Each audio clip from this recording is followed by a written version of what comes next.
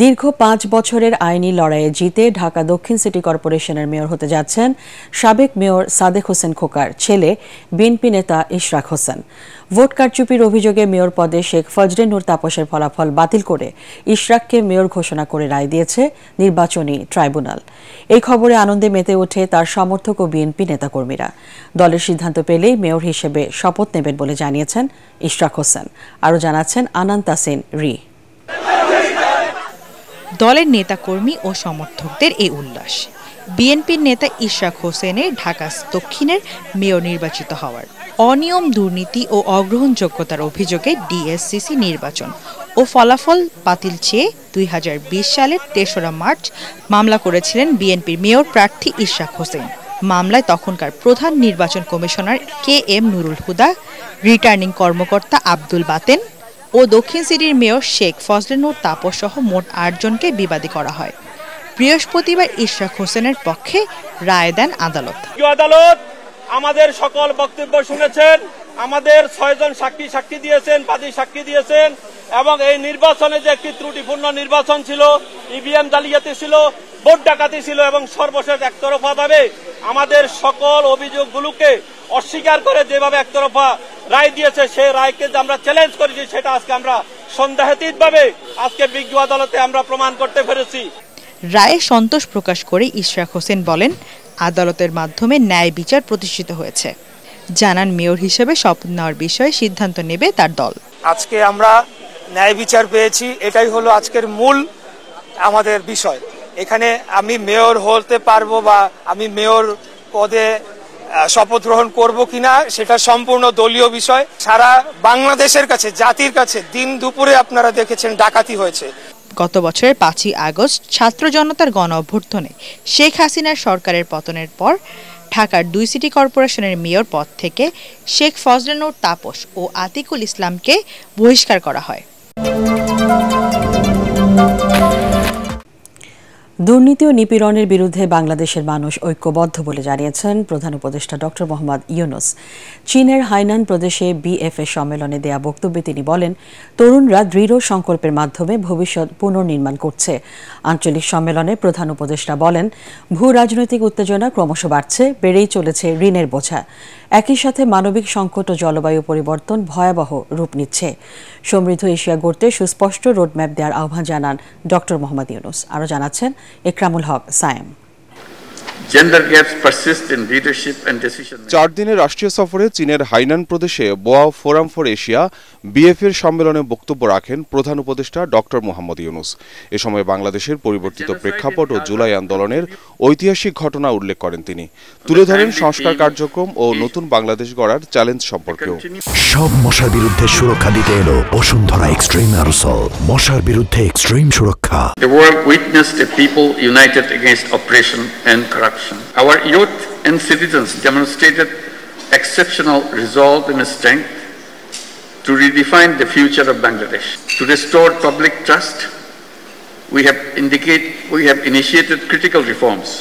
As we build a new Bangladesh, we face multiple challenges which are shared by other Asian countries. In particular, global financial market instability, political uncertainties, diplomatic tensions and trade disruptions. ভূরাজনৈতিক উত্তেজনা ও ফিলিস্তিন সহ বিভিন্ন দেশে মানবিক সংকটে উদ্বেগ জানান প্রধান উপদেষ্টা।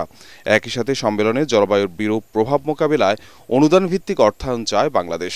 We must create a world of 3 zeros: zero net carbon emission, zero wealth concentration and zero unemployment.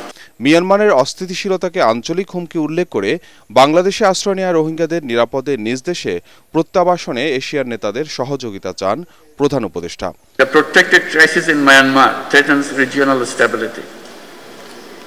For more than 7 years, Bangladesh has been hosting over 1.2 million forcibly displaced Rohingyas who are Myanmar nationals. We continue to bear significant social, economic and environmental costs. The UN Secretary General recently visited the camps in solidarity. While global efforts are drastically shrinking but continuing, Asian leaders must come together to ensure their safe and dignified repatriation to their home country, Myanmar. সম্মেলনের ফাঁকে বোয়া forum for Asia, বিএফ-এর chairman এবং জাতিসংঘের সাবেক মহাসচিব বান Ki Moon সহ বিভিন্ন সংস্থার প্রধানদের সাথে বৈঠক করেন প্রধান উপদেষ্টা। বৈঠক করেন চীনের এক্সপোর্ট ইম্পোর্ট ব্যাংকের চেয়ারম্যান চেন হুয়াইউর সাথে। এ সময় তিনি বাংলাদেশের চীনা উৎপাদন কেন্দ্র গড়ে তুলতে সহায়তার আশ্বাস দেন প্রধান উপদেষ্টাকে। কাল থেকে টানা 9 দিনের ঈদের ছুটিতে দেশ। এই সময় যে কোনো অনাকাঙ্ক্ষিত ঘটনা এড়াতে সতর্ক থাকবে আইনশৃঙ্খলা রক্ষাকারী বাহিনী। 24 ঘণ্টায় সজাগ থাকবে তারা। স্বরাষ্ট্র সচিব জানান, মহাসড়কে নিরাপত্তায় বিশেষ টহল জোরদার করা হবে। ঈদের দীর্ঘ ছুটি থাকলেও অর্থনীতিতে স্থবিরতা নামবে না বলে দাবি অর্থ উপদেষ্টার। রিপোর্ট মাহবুব কবির চপলের। ঈদে 9 দিনের ছুটি বাড়তি আনন্দ যোগ করেছে সরকারি চাকরিজীবীদের। এতে স্বস্তি নিয়ে বাড়ি ফিরতে শুরু করেছেন ঘরমুখো মানুষ। তবে কিছুটা অস্বস্তি আছে ফাঁকা ঢাকার বাসাবাড়ির নিরাপত্তা নিয়ে। সেই শঙ্কা দূর করবার আশ্বাস দিলেন স্বরাষ্ট্র সচিব। তিনি জানান, নগরীর নিরাপত্তায় 24 ঘণ্টায় সতর্ক অবস্থানে থাকবে আইনশৃঙ্খলা রক্ষাকারী বাহিনী। পুলিশ বাহিনী এবং আইন শৃঙ্খলা বাহিনী ছুটিতে নেই, তারা অ্যালার্ট থাকবে সমস্ত কাজের জন্য এবং ইনশাআল্লাহ আমরা আশা করি যে আনটুয়ার্ড কিছু হবে না এবং আইন শৃঙ্খলা বাহিনী অনেক সতর্কতার মধ্যে থাকবেন এই সময়টা। ঢাকায় থাকবেন যারা, তাদের জন্য কি তারা খুব আরামে, যাদের গাড়ি আছে তারা খুব আরামে যেতে পারবেন, যাতায়াত করতে পারবেন। যারা কি বলে বাসা বাড়িতে আছেন তারাও ইনশাআল্লাহ নিরাপদ থাকবেন। শুধু ফাঁকা ঢাকার নিরাপত্তা নয়, দুশ্চিন্তা আছে মহাসড়কের যানজট আর নিরাপত্তা নিয়েও, বিশেষ করে রাতের বেলায়। ঝুঁকির কথা মাথায় রেখে নিরাপত্তার ছক কষা হয়েছে বলে জানান স্বরাষ্ট্র সচিব। একটা বিপুল সংখ্যক মানুষ ঢাকা থেকে দেশের বাইরে চলে যাবেন, তাদের যাত্রাটা ফ্যাসিলিটেট করার জন্য আমরা সর্বাত্মক চেষ্টা করছি। হাইওয়ের জন্য এক্সট্রা ভিজিলেন্স নেওয়া হয়েছে, আমাদের হাইওয়ে পুলিশ সচল আছে এবং বিভিন্ন রকম ব্যবস্থা নেওয়া হয়েছে। এবার যাত্রার সময় যাত্রীরাও দেখতে পাবেন যে আমরা সেই ব্যবস্থাগুলো যে নিয়েছি ইনশাআল্লাহ। এবার ঈদের আগে পরে 9 দিন সরকারি অফিস বন্ধ থাকবে। এতে অনেক সিদ্ধান্তই বিলম্বিত হবে। তবে অর্থনৈতিক স্থবিরতা নামবে না বলে মনে করছেন অর্থ উপদেষ্টা। তিনি জানান, বেশিরভাগ উপদেষ্টাই ঢাকায় থাকবেন। উপদেষ্টা মন্ত্রীর সদস্য বেশিরভাগ আমরা ঢাকা থাকবো, তার কথা হয়েছে। তার কারণে সেই বন্ধের মধ্যে আমরা দপ্তরে মিটিং করবো। আর সচিব যদি বাইরে যায়ও, দেশে থাকলে তো অসুবিধা নয়, বিদেশে গেলে আমরা জুমের মধ্যে মিটিং করি। সেটা আমি ওয়ার্ল্ড ব্যাংকে থাকতে ওগুলো অনেকগুলো মিটিং। না না না, এদিকে ঈদের আগে শেষ কর্মদিবসে অনেকটা ঢিলে ঢালা ভাব ছিল সরকারি অফিসগুলোতে। অনেকেই একদিন ছুটির ব্যবস্থা করে 26 মার্চেই বাড়ি চলে গেছেন। ঈদের টানা 9 দিন ছুটি পেয়ে খুশি সরকারি চাকরিজীবীরা। এতে পরিবহনের চাপ কমছে, স্বস্তিতে বাড়ি ফিরতে পারছেন তাদের স্বজনরা। ভবিষ্যতে 9 দিন না হলেও পর্যায়ক্রমে সরকারি ছুটির বিষয়টি বিবেচনা করবার আহ্বান তাদের। যারা গত 15 বছর আওয়ামী নিপীড়ন ও নির্যাতনের শিকার হয়েছেন তাদের কাছে 5 আগস্টের স্বাধীনতাই গুরুত্বপূর্ণ বলে মন্তব্য করেছেন জাতীয় নাগরিক পার্টির আহ্বায়ক নাহিদ ইসলাম। 2021 সালে ভারতের প্রধানমন্ত্রী নরেন্দ্র মোদীর আগমন উপলক্ষে সহিংসতায় নিহত পরিবারের সদস্যদের নিয়ে আলোচনা অনুষ্ঠানে তিনি বলেন, বাংলাদেশ ভারতের সাথে সামাজিক ও সাংস্কৃতিক সম্পর্ক রক্ষা করে চলতে চায়, তবে অমীমাংসিত বিষয়গুলো সুরাহা হওয়া দরকার। শেখ হাসিনাকে ভারত দ্রুত ফেরত দেবে বলেও আশা প্রকাশ করেন নাহিদ ইসলাম।